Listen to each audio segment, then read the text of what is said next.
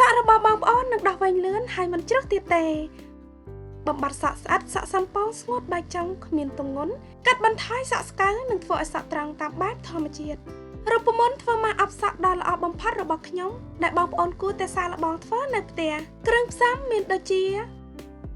តែបៃតងចំនួន1ស្លាបព្រាបាយតែបៃតងជួយការពារការជ្រុះសក់បណ្ដុះសក់ឡើងវិញនិងជំរុញដល់ការលូតលាស់សក់ហើយធ្វើឲ្យសក់មានសុខភាពល្អបន្ទាប់មកបងប្អូនត្រូវការទឹកក្តៅចំនួនកន្លះកែវ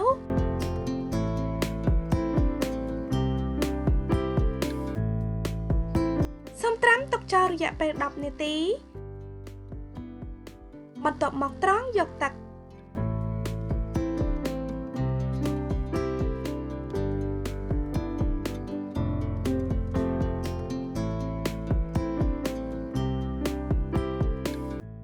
ហើយបងប្អូនត្រូវការក្រែមបន្ទន់សក់ចំនួន1ចិញ្ចប់បងប្អូនអាចប្រើក្រែមបន្ទន់សក់ម៉ាក់ផ្សេងក៏បានដែរក្រែមបន្ទន់សក់នឹងជួយឲ្យសក់ទន់រលោងនិងបញ្ឈប់សក់សំពង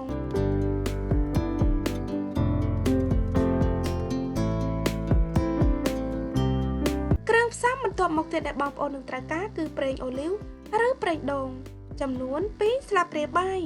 ប្រេងអូលីវកាត់បន្ថយសក់ខូចបែកចង់និងបង្កើនសំណើមធ្វើឲ្យសក់ភ្លឺចែងចាំង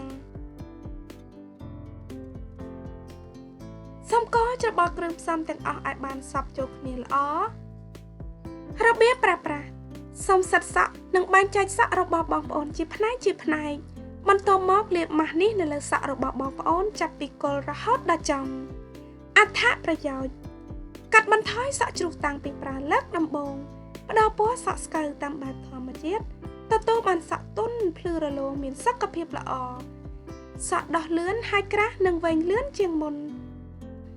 បន្ទាប់មកសូមចាក់ល្បាយទាំងអស់នេះនៅលើស្បែកក្បាលរបស់បងប្អូនហើយម៉ាស្សាថ្នមគ្រប់សក់របស់បងប្អូនដោយប្រើកន្សែងទុកចោលរយៈពេល1ទៅ2ម៉ោងបន្ទាប់មកកក់សក់របស់បងប្អូនហើយលាងជម្រះចេញបន្ទាប់ពីលាងសម្អាតរួចរាល់ហើយសូមលាបក្រែមបន្ទន់សក់ម្ដងទៀតដើម្បីទទួលបានលទ្ធផលល្អបំផុតប្រើម៉ាស់អប់សក់នេះរៀងរាល់2ថ្ងៃម្ដងសក់របស់បងប្អូននឹងដោះលឿនជាងមុនសុខភាពល្អទន់ភ្លឺរលោងនិងមិនជ្រុះទៀតទេធានាថាបងប្អូននឹងឃើញប្លែកតាំងពីប្រើសប្តាហ៍ដំបូងប្រសិនបើបងប្អូនចង់បានគន្លឹះថែរក្សាសក់បន្ថែមទៀតសូម comment ខាងក្រោមអរគុណច្រើនសម្រាប់ការទស្សនាសូមជួបតែសំណាងល្អ